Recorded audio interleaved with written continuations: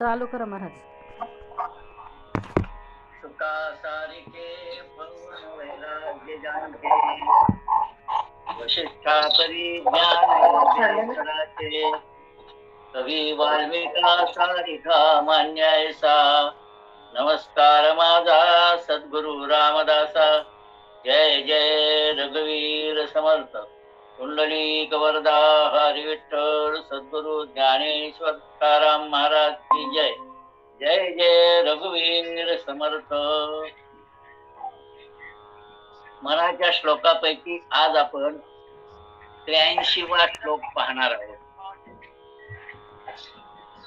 जेणे जाळीला कामतो राम ध्यातो उमेशी अति आदरे गुण गातो बहुज्ञान वैराग्य सामर्थ्य जेथे परी अंतरी नाम विश्वास तेथे. अत्यंत सोप्या शब्दात आणि एकंदरीत जो भाव व्यक्त केलेला आहे तो अत्यंत महत्वाचा आहे. या ठिकाणी आपल्याला एक लक्षात घ्यायची गोष्ट ती अशी आहे की समर्थांनी जवळजवळ 10 अभंगांच्या मधून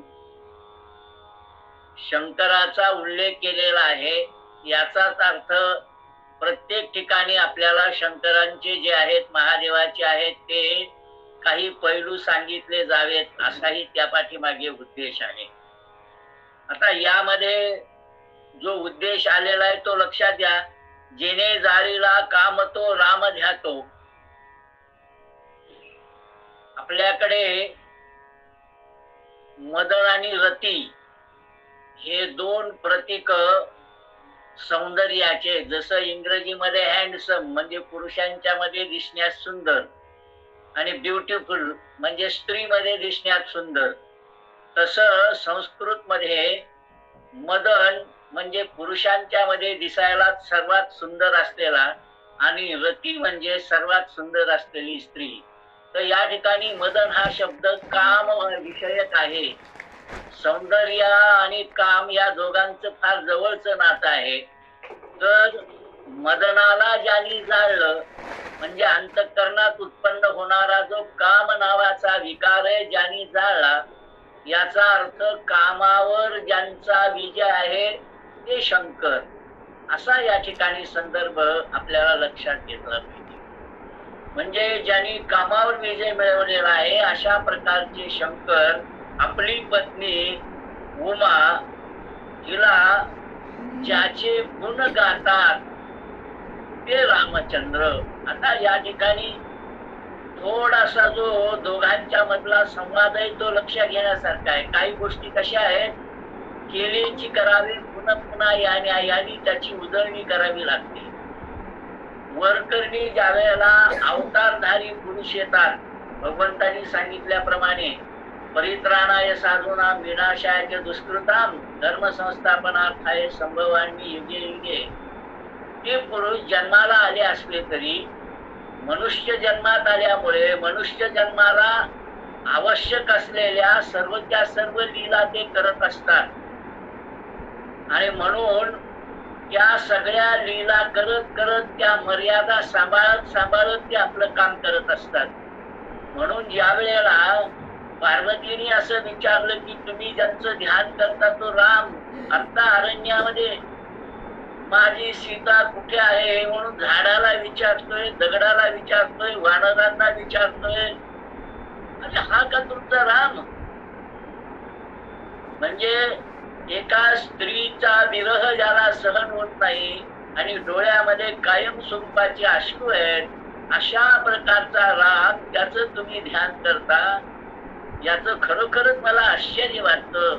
असं ज्या वेळेला पार्वतीने म्हटलं त्यावेळेला शंकर असं म्हणाले की मनुष्य जन्माला आल्यानंतर मनुष्य जन्मातल्या सगळ्या मर्यादा सांभाळत काम करत असताना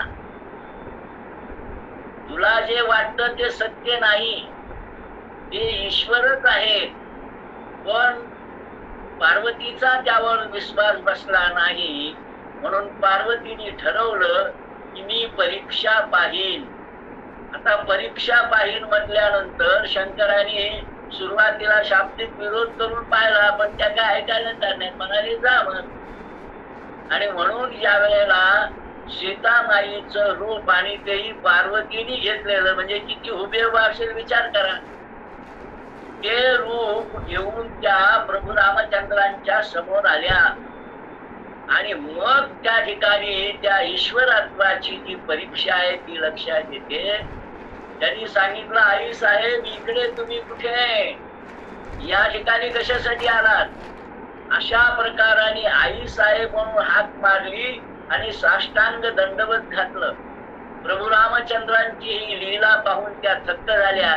आणि आपल्याकडे अशी साधारणपणे श्रद्धा आहे की ती तुळजाई म्हणजे तुळजा भवानी ही पार्वतीचं रूप आहे. त्या ठिकाणी प्रभू रामचंद्रांना भुलवण्यासाठी म्हणा सीतेचा वेश घेऊन आली होती. आणि आमच्याकडे भगवंताचं तर मी सांगितलं प्रभू रामचंद्रांचं की ते वैराग्य संपन्न किती आहे. तर म्हणजे त्यांचा एक क्रमांकाचा शत्रू रावण, याला एक जणांनी म्हटलं तुला सीता एक वेळेसाठी पाहिजे म्हणतोस आणि तर तू निरनिराळे रूप घेऊ शकतोस, रामाचा वेश घेऊन सीतेकडे का नाही जात? त्यावेळेला रावणाने दिलेलं उत्तर लक्षात घेण्यासारखं आहे. प्रभू रामचंद्रांचा एक क्रमांकाचा तो शत्रू आहे. तो म्हणतो, महामूर्खा, मी रामाचा वेश धारण केला नाही असं तुला वाटतं का? म्हणाले काय झालं? म्हणाले असं झालं, मी ज्यावेळा रामाचा वेश धारण केला त्यावेळा सर्व परस्त्रिया मला माते समन वाटायला लागल्या. मी सीतेकडे जाऊ कसा, ज्या कारणासाठी मला जायचं होतं ते. तर हे आहे वैराग्य. सर्व स्त्रिया मला बहिणी समान आहेत हे व्यासपीठावरून म्हणणं वेगळं आणि अंतःकरणाचा तो विषय असणं वेगळं. तर प्रभू रामचंद्रांचा तो अंतःकरणाचा विषय आहे. सीतामाई सोडल्या तर अन्य स्त्रियांच्या बाबतीत त्यांच्या मनात त्यांच्याकडे पाहून त्या किती सुंदर असल्या तर काम नावाचा विषयच त्यांच्या अंतःकरणात आला नाही. अशा प्रकाराने ज्यांनी काम जिंकला आहे त्या प्रभू रामचंद्राचं मी ध्यान करतो, म्हणूनच मीही कामाला जिंकू शकलो असं या ठिकाणी शंकरांना म्हणायचं आहे, असं आपल्याला लक्षात येईल. म्हणून प्रभू रामचंद्रांच्या जीवनातला हा प्रसंग आपण या ठिकाणी लक्षात घेतला पाहिजे. वैराग्याच्या दृष्टीने वैराग्याच्या प्रभू रामचंद्रांच्या संदर्भामध्ये अनेक गोष्टी सांगतात येईल. काम नावाचाच विषय वैराग्याच्या बाबतीत येतो असं नाही, तर अन्यही विषय जे आहेत की ज्या ज्या ठिकाणी माणसाचं पतन होऊ शकतं, यामध्ये सत्ता आहे, सत्तेवरून खाली वाटत नाही, सत्तेशिवाय जगता येत नाही. तर एकाही क्षणाचा विचार न करता वडिलांनी सांगितल्यामुळे सर्वस्वाचा त्याग करून जे निघाले त्याही ठिकाणी वैराग्याचाच विषय. सांगायचं तात्पर्य अशा प्रकारचं वैराग्य संपन्न असलेलं हे प्रभू रामचंद्रांचं जीवन हे शंकरांना सुद्धा आदर्श वाटतं, म्हणून त्यांचं नाव घेऊन. आणि दुसरी गोष्ट अशी आहे की सर्वशक्तिमान आहेत. सर्वशक्तिमानाला जर शरण गेलं तरच आपलं काही ना काही काम होऊ शकतं हे आपल्याला लक्षात येतं. म्हणून सर्वशक्तिमान असलेल्या वैराग्य संपन्न असलेल्या प्रभू रामचंद्रांचं ध्यान मी करतो असा या ठिकाणी शंकरांच्या संदर्भात आपल्याला विचार करता येईल. परिअंतरी नाम विश्वास येथे. आता इथं लक्षात घ्या, आणखीन काही गोष्टींचा या ठिकाणी आम्हाला विचार केला पाहिजे. कोणत्या गोष्टीचा विचार केला पाहिजे? कसं आहे, ज्या व्यक्तीचा ज्या देवतेचा वारंवार ज्यावेळेला समर्थ उल्लेख करतात त्यावेळेला त्या व्यक्तीच्या निरनिराळ्या ज्या कला आहेत, निरनिराळे जे विषय आहेत, वैशिष्ट्य आहेत ती गेली पाहिजेत ना समाजासमोर. आणि म्हणून त्यातलं एक वैशिष्ट्य काय आहे शिवाचं, तर ते रुद्र आहेत.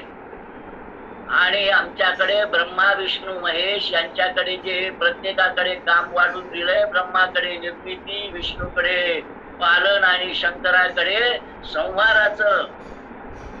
संहार करायला शक्ती असावी लागते. किती शक्ती संपन्न आहे. तर ज्या रावणाने मोठ्या प्रमाणावर आपल्या शत्रूला संपवलं होतं, तो ज्यावेळा कैलास पर्वतावर गेला आणि उचलण्याचा प्रयत्न केला तर केवळ आपल्या अंगठ्याच्या बळाने ज्याने त्या रावणाचा हा गर्वहातन केला. सांगायचं तात्पर्य दुसरी गोष्ट अशी आहे की तांडव नृत्य नावाचं जे शंकराचं नृत्य आहे हे कशासाठी आहे तर विनाश घडवून आणण्यासाठी आहे. म्हणजे ज्या ज्या वेळेला दुष्टांचा मोठ्या प्रमाणावर सुळसुळाट होतो त्यावेळेला शंकराचं दुष्टपणा ज्या वेळेला वाढतो त्या वेळा शंकराचं तांडव नृत्य होत असतं. आपल्याला माहिती आहे मोठमोठे भूकंप सुद्धा शंकराच्या तांडवाशिवाय नाही, त्याच्या पदन्यासाला सुरुवात झाली असं म्हणावं लागतं. प्रलय जवळ आला की त्या गोष्टी घडत असतात. अशा प्रकारचा संपूर्ण विश्वाचा नाश करण्याचं सामर्थ्य ज्याच्या जवळ आहे तांडव नृत्याच्या माध्यमामधून, अशा प्रकारचे शंकर हे रामचंद्रांचं ध्यान करतात. हे आपल्याला या ठिकाणी शंकरांचं वैशिष्ट्य लक्षात येईल. म्हणून रामचंद्रांचं ध्यान करत आहेत याचाच अर्थ रामचंद्रांचे काही जे विशेष आहेत तेही आम्हाला आमच्या समोर जर आले तर ते जास्त उपयुक्त आहेत. म्हणून राम हे वैराग्याचंही लक्षण आहे. आणि रावणाच्या बाबतीत आपलं शंकराच्या बाबतीत त्यांनी त्रिपुरासुर नावाच्या राक्षसाचा वध केला, म्हणजे दुष्टांच्या संहारात त्यांचा सहभाग होता. कुबेराला संपत्ती संपन्न केलं. आणखीन एक विषय शंकराच्याही वैराग्याचा, सर्वांना ते देतात पण स्वतःजवळ काही नाही. एकच उल्लेख करून मी आजच्या पुरतं थांबतो. हलाल नावाचं विष ज्या वेळेला निघालं त्यावेळेला कोणीही ते घ्यायला तयार नाही. त्यावेळेला समाजाच्या, राष्ट्राच्या, विश्वाच्या कल्याणासाठी हे जर विष प्राशन करायची असेल तर ते मी प्राशन करील. म्हणजे समाजाच्या, विश्वाच्या कल्याणासाठी सर्वस्व सहन करण्याची ताकद ज्यांची आहे ते शंकर प्रभू रामचंद्रांचं ध्यान करतात. त्या प्रभू रामचंद्रांचे पैलूही अधूनमधून आपण पाहत जाऊ. आजच्या दृष्टीने आपण एवढंच लक्षात घ्यायचं की मदनाला जाळलेला म्हणजे कामविकारावर विजय मिळवलेला प्रभू रामचंद्रांचं गुणगान मी का करतो हे आपल्या पत्नीला सांगणारा आणि वैराग्य संपन्न असलेल्या या शंकर प्रभू रामचंद्रांचं ध्यान करतात. तर आम्हीही त्या प्रभू रामचंद्रांचं ध्यान करावं एवढंच आजच्या संदर्भात आपण लक्षात घेऊ. जय जय रघुवीर समर्थ. कुंडलिक वरदा हरी विठ्ठल सद्गुरु ज्ञानेश्वर तुकाराम महाराज की जय. जय जय रघुवीर समर्थ.